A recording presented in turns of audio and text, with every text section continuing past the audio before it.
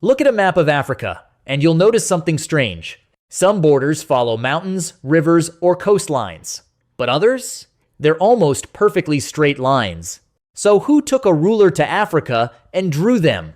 The answer goes back to the late 1800s, when European powers were competing to control territory across the continent. During the period known as the Scramble for Africa, European governments divided and claimed huge areas of land. At the Berlin Conference of 1884, 1885, European powers established rules for their territorial claims, but they did not sit down and draw every African border in one meeting. Instead, borders were created through a complicated mix of treaties, negotiations, surveys, and agreements between colonial powers. And in many places, those boundaries were drawn with little consideration for the communities already living there. That's one reason you can find remarkably straight borders cutting across deserts and other landscapes. But here's the important part.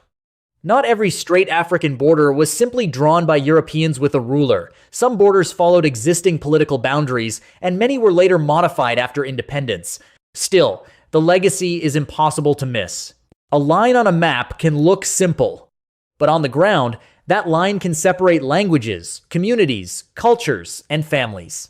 And that's the strange thing about borders. They can be invisible on the ground, but their consequences can last for generations. Follow EpiZone for more fascinating stories hiding behind the maps, technology, and everyday world around us.